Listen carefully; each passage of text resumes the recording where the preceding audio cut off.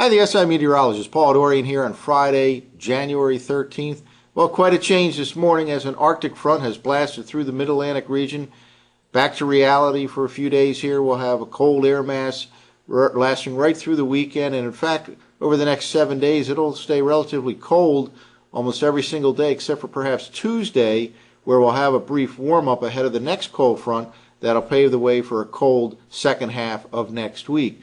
Well, the very latest surface map shows the Arctic front has now cleared the coast. It's pretty well through the New York City region in this fashion here. The strong westerly winds behind the front, gusting up to 30 or 40 miles per hour, perhaps as high as 50 miles per hour over the next few hours. There are a few snow showers behind the front as temperatures have plunged over the last couple of hours, some 10 to 15 degrees in about an hour or two.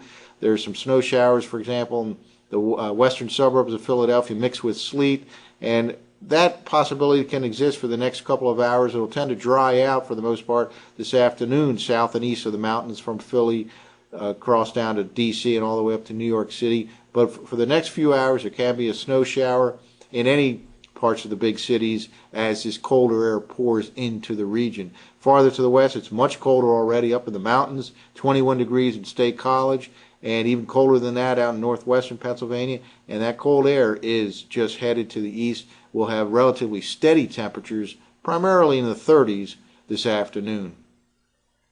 Here's the surface map showing some of the latest observations. Again, it's already down to 21 degrees at State College, 30 degrees just west of Washington in the Leesburg area, and all the way up in Erie, it's 17 degrees, and they're getting quite a bit of snow flurry, snow shower activity coming in off the lakes.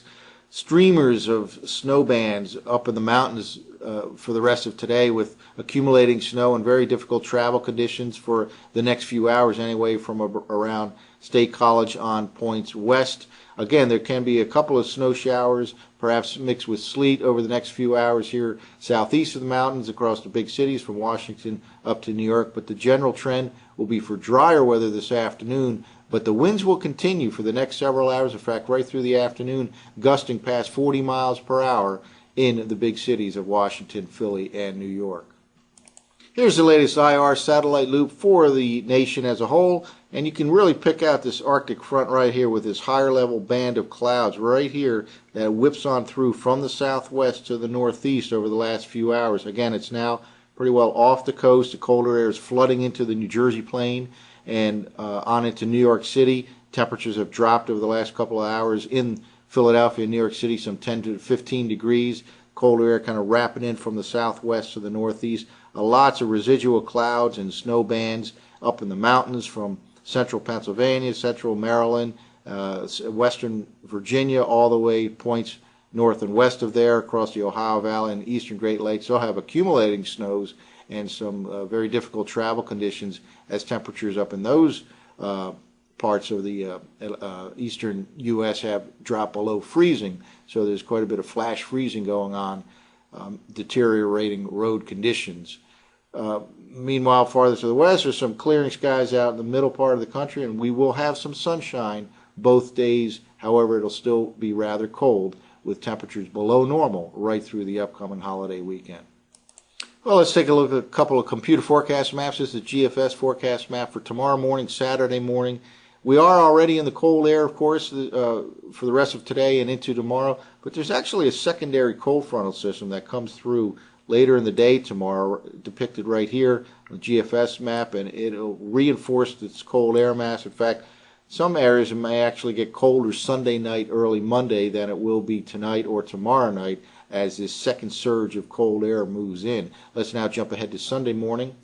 And here's the map for Sunday morning. And by this time, the second surge of cold air is into the northeastern part of the U.S. and there's a strong high pressure system that will be moving overhead late in the day Sunday and Sunday night. And that'll allow for rapid cooling on Sunday night with pretty well light winds or calm winds. We could be setting up for quite a very chilly night Sunday night into Monday morning. Anywhere from 10 to 15 degrees is possible in, for example, the Philadelphia suburbs, and even single digits not too far away from the New York City metropolitan region. Monday will continue to be a colder than normal day, but then we'll have kind of a one-day spike in temperatures on Tuesday ahead of the next strong cold front. that paves the way for a cold second half of next week. Well, that's it for now. For the SIweather.com, I'm meteorologist Paul Dorian.